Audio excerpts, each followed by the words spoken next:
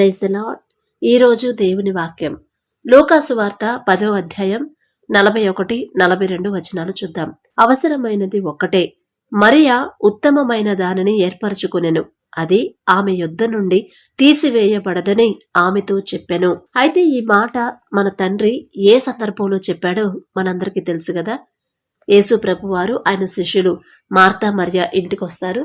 ఇంటికి వచ్చినప్పుడు మార్తా ఏమో అనేకమైన పనులు పెట్టుకునిద్ది, మరియా ఏమో యేసయ్య పాదాల దగ్గర కూర్చొని ఆయన చెప్పే తండ్రి వైపే, తండ్రి మీదే దృష్టి పెట్టి తండ్రి నోట నుండి వచ్చే ఆ వాక్కు, ఆ మాట కోసం ఎంతో ఆశగా, చాలా ఆసక్తితో వింటా ఉండిద్ది కదా. అప్పుడు మార్తా ఫీల్ అయ్యిద్ది కదా, నేను ఒక్కదాన్నే కష్టపడుతున్నాను, నువ్వు మరీ రాకుండా అక్కడ కూర్చుంది ప్రభువా, మీకు చింత లేదా అన్నప్పుడు అప్పుడు యేసు ప్రభు వారి మాట చెప్తారు.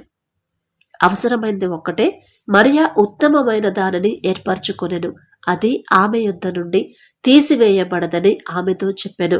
అయితే మనకు కూడా అవసరమైంది ఒకే ఒక్కటుంది. ఆ అవసరమైన దాన్ని మనం పక్కన పెట్టేసి మనకి అనవసరమైన వాటి గురించి ఎప్పుడు మన మనసులో ఎప్పుడు అనవసరమైన వాటి గురించే ఆలోచిస్తాం, కానీ అవసరమైన దాన్ని పక్కన పెట్టేస్తాం కదా. అయితే తండ్రి మనతో మాట్లాడుతున్నాడు. అవసరమైంది ఏదో ఫస్ట్ అది తెలుసుకోండి, ఉత్తమమైంది ఏదో అది తెలుసుకోండి, ఆ పని చేయండి. ఎందుకు మీరు ఎప్పుడు లోకపరంగానే ఆలోచిస్తారు? మీ సమస్యల వైపు ఎందుకు ఎప్పుడు వాటి గురించే ఆలోచిస్తారు అని తండ్రి మనతో మాట్లాడుతున్నాడు. అయితే మనము వేటి గురించి ఎక్కువ ఆలోచిస్తాం? మన ఆరోగ్యం గురించో, మనకున్న అప్పులు, ఆర్థిక సమస్యలు, లేకపోతే భార్యాభర్తల మధ్య గొడవలు, లేకపోతే ఇంకా గర్భఫలాలు లేదని, లేకపోతే వివాహాలు కావట్లేదని, ఉద్యోగాలు లేవని, ఒక మంచి పేరు ప్రతిష్ట రావట్లేదని ఎప్పుడు లోకపరంగానే ఆలోచిస్తాం. అయితే ఒకవేళ ఇవన్నీ గనక మనం కలిగి ఉన్నామే అనుకోండి, సమృద్ధిగా మనకి ఏదైతే కోరుకున్నామో అన్నీ మనకున్నాయి. పేరు ప్రతిష్ట, మంచి సంపద, లేకపోతే మనకి ఒక లగ్జరీ లైఫ్, ఇక అంతకన్నా గొప్ప పేరు, కీర్తి అన్నీ వచ్చాయి అనుకోండి.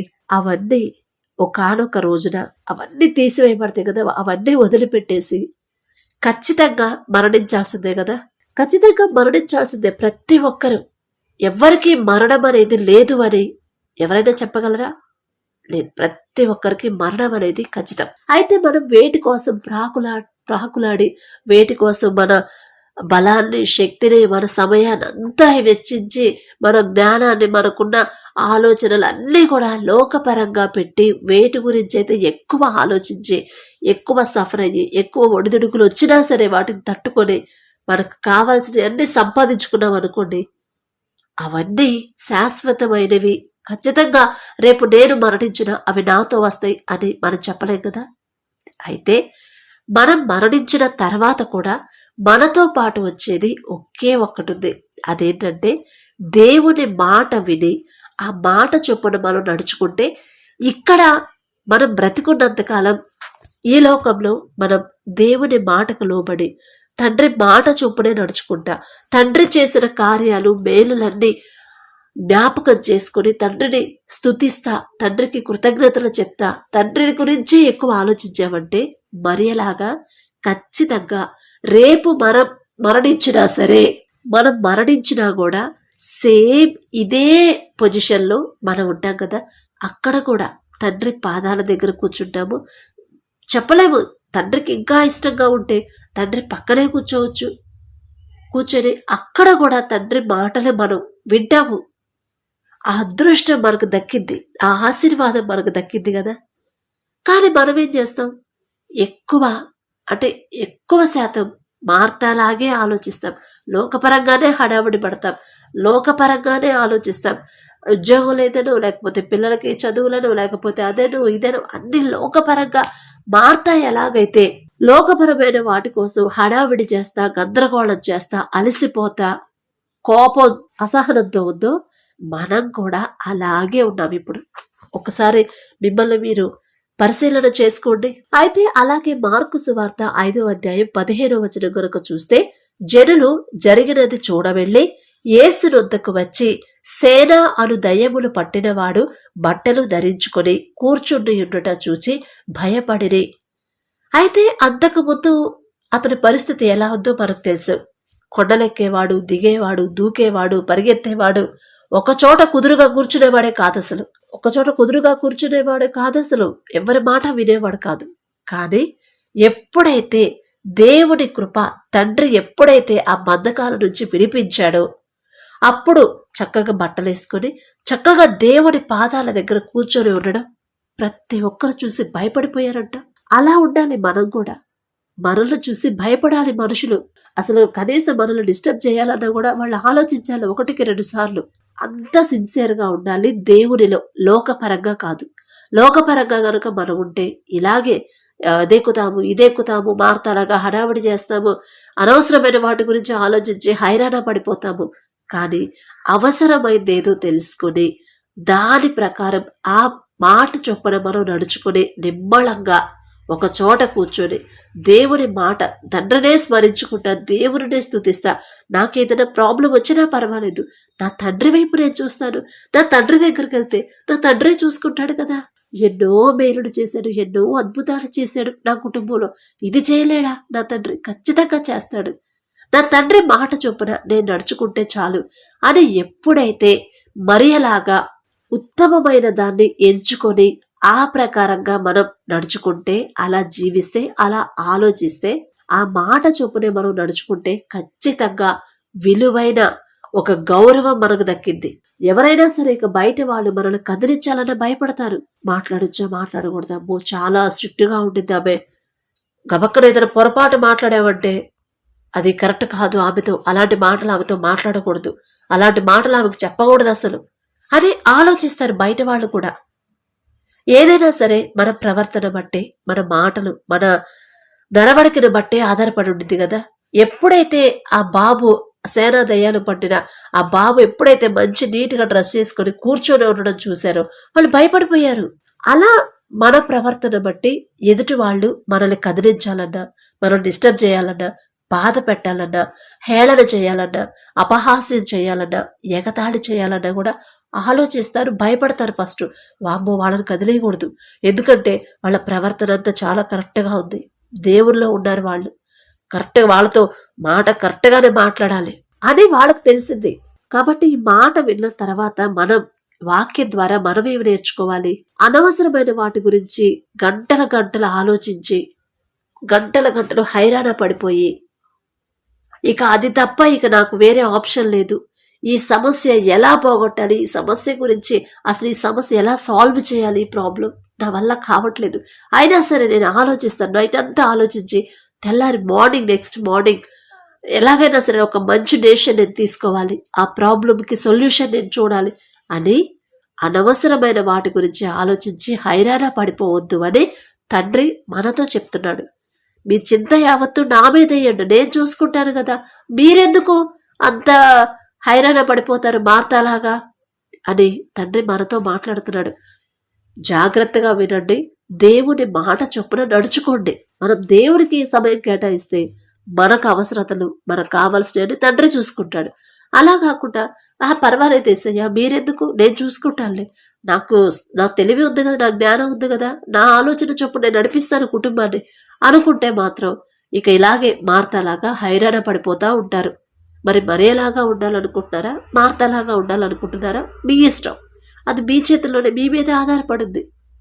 దేవుని గురించి ఆలోచించి దేవుని నుండి మాట చొప్పున ఏ మాట అయితే తండ్రి మాట్లాడుతున్నాడో ఆ మాటకు లోబడి తండ్రికి ఇష్టమైనట్టు మనం జీవించామంటే ఖచ్చితంగా ఒక ఆశీర్వాదం మనం పొందుకుంటాం, దేవుడికి దగ్గర అవుతాము.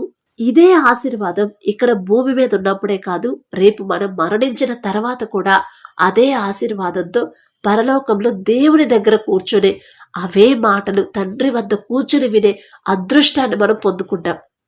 మరి లోకపరంగా ఆలోచించొద్దు, లోకస్తులాగా మీరు ప్రవర్తించొద్దు, లోకస్తులు మాట్లాడినట్టు పోకిరి మాటలు, వేస్ట్ అయిన మాటలు, వ్యర్థమైన మాటలు మాట్లాడొద్దు.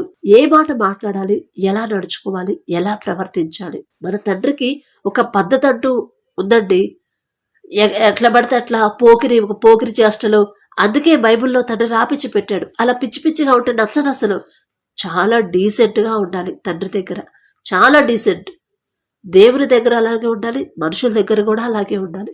కాబట్టి మీకు సమయం దొరికినప్పుడు మీరు ఏ పనిలో ఉన్నా సరే దేవుని గురించే ఆలోచించాలి. మరియా ఎలాగైతే దేవుని గురించి ఉత్తమమైన దాని గురించే ఆలోచిస్తూ ఉందో అలా మనం కూడా ఉత్తమమైన దాన్ని, అవసరమైన దాని గురించే ఆలోచించండి. అనవసరమైన అన్ని బుర్రలో పెట్టుకొని ఆ బీపీలు షుగర్లు పెంచుకొని హైరాణ పడిపోవద్దు మార్తలాగా. అవసరమైంది ఏంటి? అసలు ఫస్ట్ నాకేం కావాలి? నా తండ్రి కాపుదల నాకు కావాలంటే, నా తండ్రి నా కుటుంబానికి, నా కుటుంబం చుట్టూ నాకున్న సమస్తానికి రెండంతల కంచి వేయాలంటే, రెండంచుల కంచి వేయాలంటే నేను ఫస్ట్ నా తండ్రికి దగ్గర అవ్వాలి. నా తండ్రి మాట చొప్పున నేను నడుచుకోవాలి. తండ్రి ఏ పని చేయమంటున్నాడు, ఏ పని చేయొద్దంటున్నాడు, ఎలా ఉండమంటున్నాడు, ఎలా ఉండకూడదంటున్నాడు అని ఫస్ట్ అవసరమైన దాని గురించి ఆలోచించండి. సమస్యల వైపు చూడొద్దు, దేవుని వైపు చూడండి. తండ్రి మాట చొప్పున వాక్యం ప్రకారం నడుచుకోవాలనే ఆలోచించండి. ఖచ్చితంగా మరియా ఏదైతే పొందుకుందో అది ఎప్పటికీ ఆమె యొద్ద నుంచి తీసివేయబడదు అని తండ్రే చెప్పాడు. ఇప్పుడు మీరు దేని గురించి మరి ఏది పొందుకోవాలని మీరు నిర్ణయించుకుంటారు, మీరు ఆలోచించుకుంటారు. నిజంగా అవసరమైంది నా తండ్రి, అనవసరమైన నా సమస్యలు లోకపరంగా ఎన్నైనా ఉండని, నా కుటుంబాన్ని నేను కట్టుకోవాలి. నేనే కట్టుకుంటే నా వల్ల కాదు, నా తండ్రి కట్టాలి. నా తండ్రి కట్టాలంటే ఫస్ట్ నేను కరెక్ట్గా ఉండాలి. నేను కరెక్ట్గా ఉంటే నా కుటుంబం కూడా కరెక్ట్గా ఉండిద్ది. నా తండ్రి కడతాడు అని అవసరమైన వాటి గురించి ఆలోచించండి. అనవసరమైన వాటి గురించి ఆలోచించి హైరాణ పడిపోవద్దు. కాబట్టి అలాంటి కృప మరియకి, ఎలాంటి కృప, ఎలాంటి ధన్యత, ఎలాంటి ఉత్తమమైన దాన్ని ఏర్పరచుకునే ఆ జ్ఞానం తండ్రి ఇచ్చాడు. అదే జ్ఞానాన్ని మనం కూడా అడుగుదాం. మనకైతే అంత అర్హత లేదు, ఆమెతో పోల్చుకునే అర్హత, పేరు పలికే అర్హత కూడా మనకు లేదు. అయినా సరే తండ్రి పక్షపాతి కాదు కదా, ఒకళ్ళని ఎక్కువగా ఒకళ్ళని తక్కువగా చూసే దేవుడు కాదు కదా. అందరూ సమానమే దేవుడి దృష్టిలో, అందరూ సమానమే. కాబట్టి తండ్రిని అడుగుదాము, తండ్రి సహాయాన్ని అడుగుదాం. దయచేసి అందరు కళ్ళు మూసుకోండి. కృపగల దేవా మీకే స్తోత్రం, రాజాది రాజా మీకే స్తోత్రం, దేవాది దేవా మీకే స్తోత్రం నా తండ్రి. మరి ప్రభా, అవసరమైన వాటి గురించి మేము ఆలోచించేలా, అనవసరమైన వాటి గురించి హైరాణ పడిపోకుండా ఉండే హృదయాన్ని ప్రభా మీరు మాకివ్వండి. మరియా ఉత్తమమైన దాన్ని ఏర్పరచుకుంది, అవసరమైనదే ఆమె ఎన్నుకుంది ప్రభా.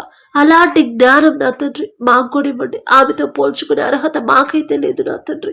అయినా సరే జాలిగల దేవా, కరుణగల దేవా, అనేక సమస్యల గురించి లోకపరంగానే మేము ఆలోచిస్తున్నాం, లోకపరంగానే ఉన్న సమస్యల గురించే మేము ఆలోచిస్తున్నాం. కానీ అసలు అవసరమైన దాని గురించి నా తండ్రి మీ గురించి మేము ఆలోచించట్లేదు ప్రభా. మా హృదయాలు మార్చండి, మా ఆలోచన మార్చండి, మా నడవడిక మార్చండి, మా ప్రవర్తన మార్చండి ప్రభా.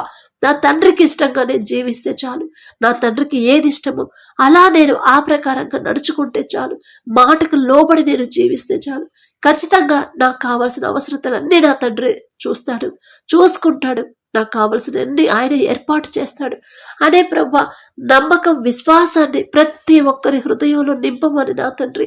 నేను చెప్తే బిడ్డలకు అర్థం కాదు, కానీ మీరు చెప్తే ఖచ్చితంగా వారి హృదయాలు తాకింది ప్రభా.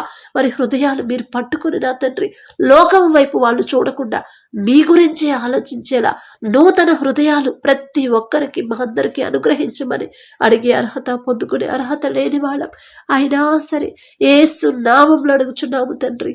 ఆమేన్.